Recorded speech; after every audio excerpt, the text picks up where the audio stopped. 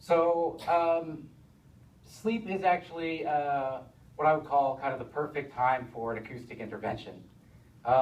Because even in the deepest part of sleep, your mind is actually monitoring the entire audio environment for predators, right? Because, whenever we were all in caves, there were tigers out there and there were other tribes and stuff like that, so we had to be constantly monitoring this environment. So whenever you have like an acoustic event in the environment, it registers a very, very large response in the brain. So it's ideal as far as in sleep to have an acoustic intervention there. And it's very, obviously very non-invasive. Okay, so and I'm going to try to go pretty fast through these, but this is the first intervention that we do, and it's a 3D sound.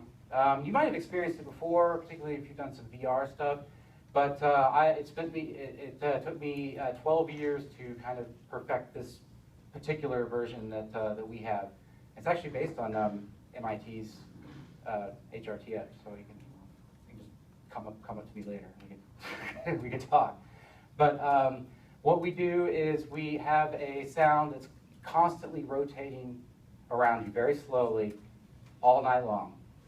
And it helps with sleep onset because it's actually very, very relaxing. But the most important thing that it does, and this is kind of just a theory that we have, is that it kind of mimics what happens whenever you're in a cradle or you're rocking in a hammock. And because, the ears have something to do with balance. So whenever you're actually listening to this, you will feel, you'll feel good. You'll feel like you're kind of moving a little bit. And that's been linked to slow wave sleep, which I'm going to be talking about in a second. So the other thing that we do is called entrainment. And this is a whole other talk, but basically we're using rhythm. I have modulations in the music, and you'll hear them very clearly. And they line up exactly with the slow wave sleep frequency that we're trying to stimulate. I'll show you in a second an EEG readout. This is kind of just a really simplified version that Ben Marillan did for us. And you can see that there's an unsynchronized wave. You get the sound wave that's going in there, and that's the frequency, or the phase in this case, that we're trying to stimulate, and then it syncs up. So that's the whole idea. These are not binaural beats. You might have heard of those. They're crap. We're completely unrelated to that. And there's a growing body of evidence. Whenever I first started this in 2002, there was very little evidence on brainwave entrainment, but I'm happy to say today that I'm able to present a bunch of Nature papers, so I don't have to look like a fool and try to convince you that I'm not binaural beats.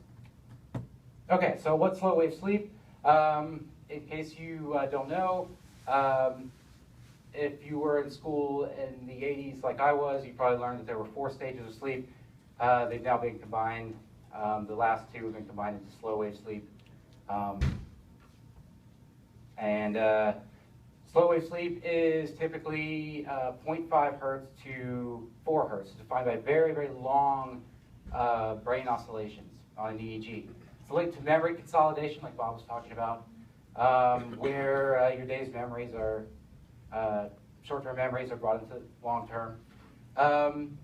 Like he said, it's also involved in the removal of toxins, like adenosine, which makes you sleepy during the day, as I understand it, and beta amyloids, which are linked to Alzheimer's.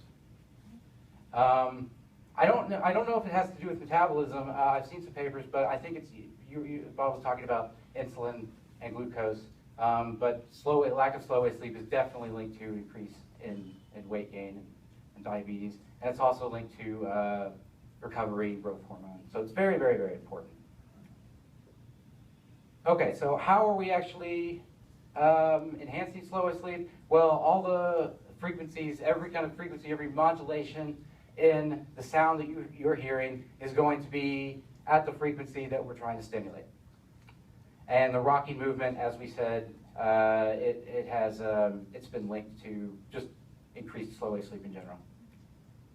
So the results, very, very impressive. To give you an idea of how impressive this is, if you were to do an all-nighter, and then sleep the next day, we were to record it, you would only see an average of 10% increase.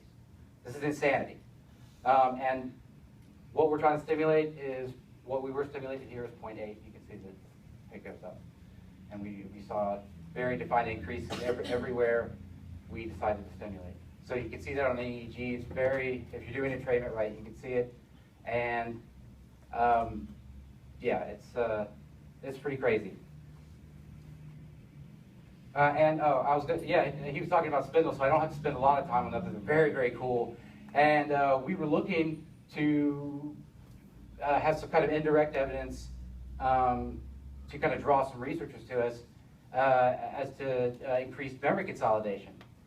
So we looked at spindles, and it was the increase was exactly. I mean, it was correlated exactly to the increase in slow wave sleep, and you can see that there. This is all available on our website, and I can get you all the EEG readouts if you like that stuff. The third result I want to talk about is that although the stimulation went on all night for the subjects, we actually saw a pretty normal sleep pattern aside from that. I mean, we saw a decrease in alpha and theta. We saw an actually non-significant increase in beta during REM. So, I mean, it doesn't seem to negatively impact things, though. With this more complex app that we have out in iOS now, we'll build in the option to kind of turn it off or turn it on. So that's going to be fun.